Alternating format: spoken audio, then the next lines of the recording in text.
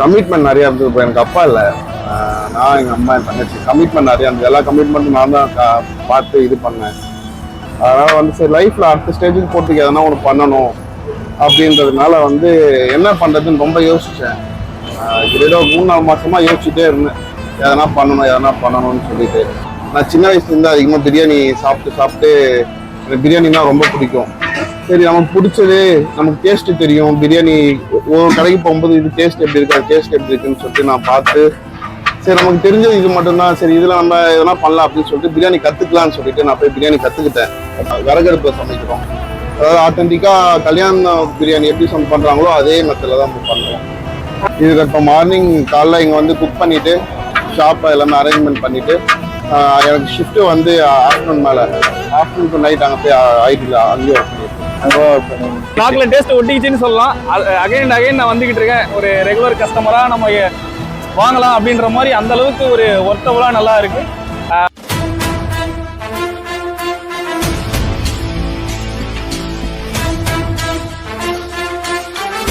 Hello மக்களே, welcome back another video. இப்போ video பண்ண எங்கே வந்திருக்கோம் பார்த்தீங்கன்னா, நம்ம ஊரப்பா வந்து வீடியோ பண்ணிட்டுருக்கோம். ஆக்சுவலி இது ஊரப்பம் கிடையாது, ஊரப்பாக்கிறதுக்கும் கூடுவாஞ்சேரிக்கும் நடுவில். ஆக்சுவலி இந்த இடம் எங்கே பார்த்தீங்கன்னா, இந்த அக்ஷயா அப்பார்ட்மெண்ட் இருக்குது பார்த்தீங்களா, அங்கே தான் நம்ம வீடியோ பண்ணியிருக்கோம். இந்த இடத்துல வந்து நம்ம ஆல்ரெடி ஒரு வீடியோ பண்ணியிருக்கோம். ஸ்வேதா மெஸ்ன்னு சொல்லி ஒரு கடை வந்து நம்ம பண்ணியிருந்தோம், லஞ்சு வந்து பண்ணியிருந்தோம். அது பண்ணி எனக்கு தெரிஞ்சு ரொம்ப வருஷம் ஆகிடுச்சு. அதுக்கப்புறம் நம்ம கிட்டத்தட்ட ரொம்ப நாள் கழிச்சு இந்த பக்கம் வந்து நம்ம அதிகமாக வந்து பிரியாணி வந்து பண்ணதே கிடையாது. ஊரப்பக்கம் சைடில் பிரியாணி பண்ணதே கிடையாது. கூடுவாஞ்சேரியில் மட்டும் ஒரு ரெண்டு பிரியாணி பண்ணியிருக்கேன் நான். அதுக்கப்புறம் பார்த்திங்கன்னா பிரியாணின்றது வந்து அவ்வளோ பண்ணது கிடையாது. ஆக்சுவலி நிறைய பிரியாணி கடை இருக்குல்ல, எது நமக்கு புதுசாக இல்லை டிஃப்ரெண்ட்டாக எதுன்னு சொல்லிட்டு நம்ம எதுவும் பண்ணது கிடையாது. ஃபஸ்ட் டைம் நான் அன்றைக்கி இங்கே ஹாஸ்பிட்டல் வந்து நான் ரிட்டர்ன் போகும்போது ஒரு கடை பார்த்தேன். என்ன பார்த்தீங்கன்னா, செஞ்சிக்கோட்டை பாய் பிரியாணி சொல்லிட்டு ஒரு கடை. இந்த கடையில் என்ன ஸ்பெஷல்னு பார்த்தீங்கன்னா, சிக்கன் அண்ட் பீஃப் ரெண்டுமே கிடைக்கும். சிக்கன் பிரியாணி வந்து சீரக சம்பாலையும், பீஃப் பிரியாணி வந்து புல்லட் ரைஸ்லேயே வந்து கொடுத்துட்ருக்காங்க. ப்ரைஸ் வந்து ஒரு அஃபோர்டபுளான ப்ரைஸ் வந்து 120 rupees வந்து ப்ரைஸ் தான் கொடுத்துட்ருக்காங்க. ஆக்சுவலாக அந்த கடையை ரன் பண்ணுறது பார்த்தீங்கன்னா ஒரு ஐடி எம்ப்ளாயி தான் அந்த கடையை ரன் பண்ணுறாங்க. அதாவது அவங்க ஷிஃப்ட்டு, அதாவது மதியம் வந்து ஆஃப்டர்நூன் ஷிஃப்ட் ஆரம்பிக்குமா, ஐ திங்க் ஒரு 2-3 மணிக்கு ஷிஃப்ட் ஆரம்பிச்சு அந்த ஷிஃப்ட் டைமில் போய் ஒர்க் பண்ணிவிட்டு 11 மணிக்கு ஒர்க் பண்ணிவிட்டு மறுபடியும் காலையில் எழுந்து பிரியாணி செஞ்சு இங்கே கொண்டு வந்து அதை சேல் பண்ணிவிட்டு அந்த 2 மணிக்கு மேலே வந்து இவங்க வந்து கிளம்பி மறுபடியும் ஷிஃப்ட்டு போயிட்டு அந்த மாதிரி வந்து பண்ணிகிட்ருக்காங்க. அதாவது ஒரு பார்ட் டைமாக தான் ஒர்க் பண்ணுறாங்கன்னு கூட நம்ம சொல்லலாம். அதாவது ஐடியில் ஒர்க் பண்ணுறது வந்து எல்லோரும் ஈஸின்னு நினைப்பாங்க. ஆனால் ஐடியில் ஒர்க் பண்ணுறதுல சில கஷ்டங்களும் இருக்குது, எல்லாமே ஈஸியும் கிடையாது.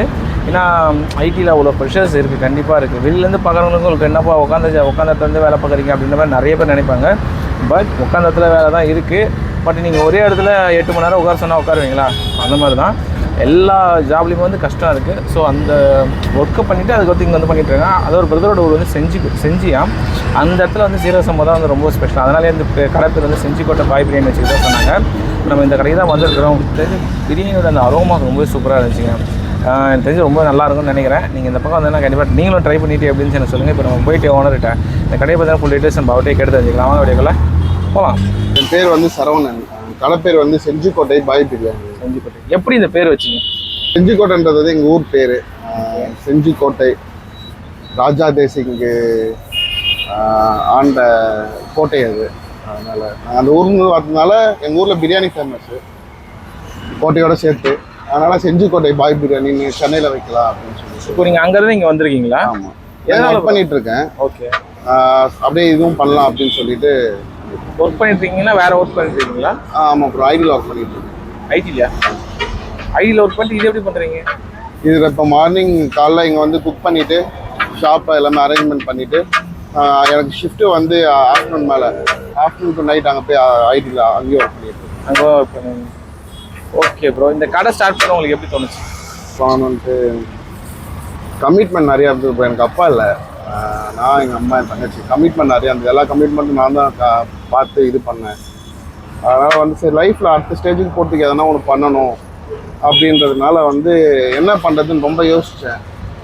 கிட்டத்தட்ட ஒரு 3-4 மாதமாக யோசிச்சுட்டே இருந்தேன், எதனா பண்ணணும்னு சொல்லிட்டு. எனக்கு சின்ன வயசுலேருந்து என் ஃப்ரெண்ட்ஸ் எல்லாருமே வந்து நான் ஃப்ரெண்ட்ஸ் என் சுற்றி இருக்க ஏரியா எல்லாருமே வந்து முஸ்லீம் பீப்புள்ஸ் இருக்கிற ஏரியா. நான் சின்ன வயசுலேருந்து அதிகமாக பிரியாணி சாப்பிட்டு எனக்கு பிரியாணினா ரொம்ப பிடிக்கும். சரி நமக்கு பிடிச்சது, நமக்கு டேஸ்ட்டு தெரியும். பிரியாணி ஒரு கடைக்கு போகும்போது இது டேஸ்ட் எப்படி இருக்குது, அது டேஸ்ட் எப்படி இருக்குன்னு சொல்லிட்டு நான் பார்த்து, சரி நமக்கு தெரிஞ்சது இது மட்டும்தான், சரி இதில் நம்ம எதனா பண்ணலாம் அப்படின்னு சொல்லிட்டு பிரியாணி கற்றுக்கலான்னு சொல்லிட்டு நான் போய் பிரியாணி கற்றுக்கிட்டேன். கற்றுக்கிட்டீங்க? ஓகே. ஒரு 4 மாதம் போனேன். எங்கள் ஊரில் அஷ்ரஃப் மாஸ்டர்னு சொல்லிட்டு அவர் தான் எனக்கு கற்றுக் கொடுத்தாரு. குருவாக இருந்து எனக்கு எல்லாம் எப்படி பண்ணணும், என்ன பண்ணணும், எப்படியெல்லாம் ஸ்டெப் பை ஸ்டெப்பாக எல்லாமே கற்றுக் கொடுத்தாரு. 4 மாதம் அவர் கூட கல்யாண ஆர்டர்லேருந்து எல்லா ஆர்டரும் போவேன். டெய்லி ரெகுலராக ஒரு கடைக்கு சமைச்சு கொடுப்போம். அப்படி போய் பார்த்து நின்று கற்றுக்கிட்டு சரி பண்ணலாம் அப்படின்னு சொல்லிட்டு இங்கே வந்து பிரியாணி செட்டப் பண்ணி ஃபயர் வுட்டில் தான் சமைக்கிறோம், விறகடுப்பில் சமைக்கிறோம்.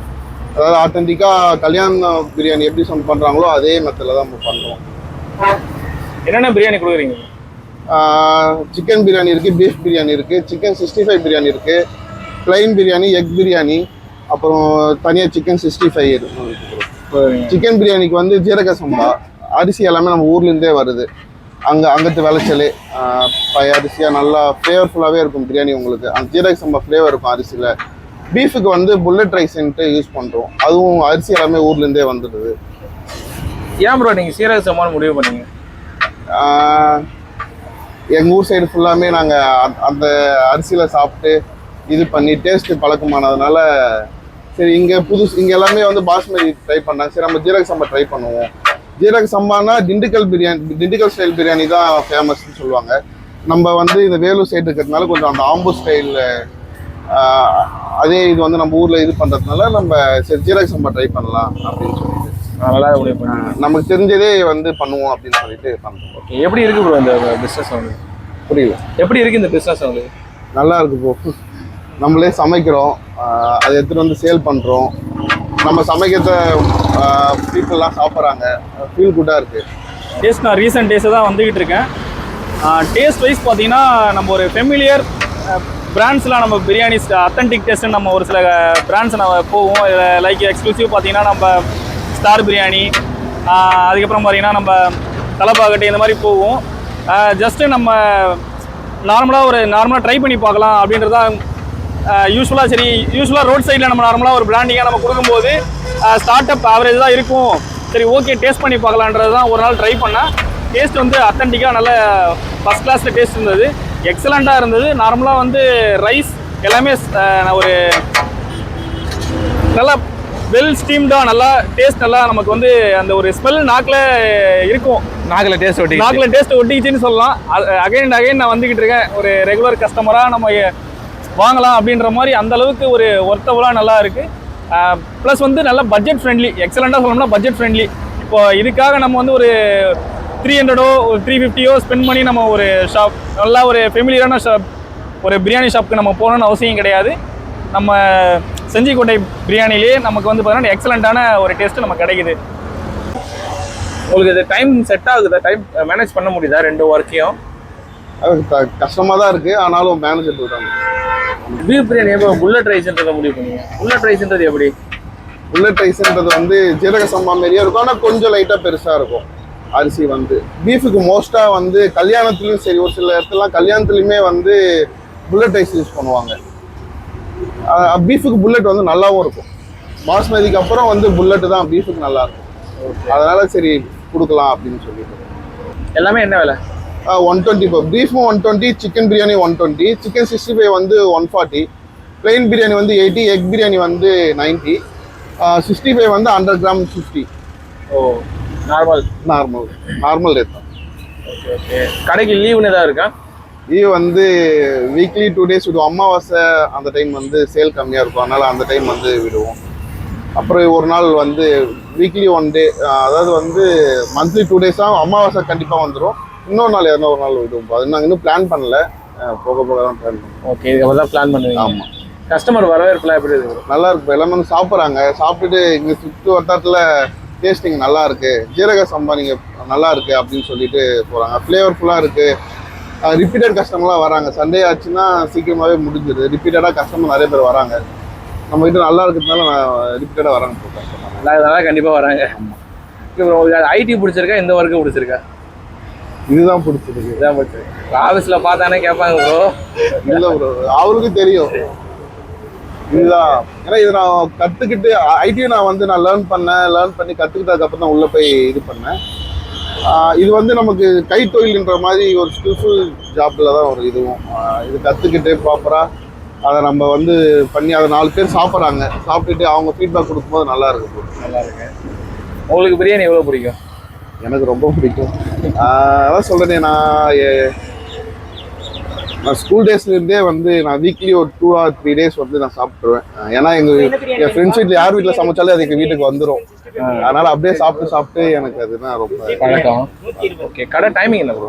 கடை டைமிங் வந்து 10:30 நாங்கள் இங்கே எடுத்துன்னு வந்து இறக்குவோம். இறக்கிட்டு 11லேருந்து ஸ்டார்ட் பண்ணுவோம். நம்ம 11லேருந்து பிரியாணி முடிகிற வரைக்கும் போவோம். சம்டைம்ஸ் ஈவினிங் 6 ஆகும். சம்டைம்ஸ் பிஃபோராக 2:30, 3 o'clockலாம் முடிஞ்சிடும் ப்ரோ. ஓகே, நீங்கள் கடை ஸ்டார்ட் பண்ணி எவ்வளோ நாள் ஆகுது ப்ரோ? கடை ஸ்டார்ட் பண்ணி 1 month ஆகுது. பிரியாணிக்கு சைட் டிஷ்ஷாக வேறு என்னென்ன ப்ரோ இருக்கு? இப்போதைக்கு நம்ம கிட்ட சிக்கன் 65 மட்டும் இருக்கு ப்ரோ.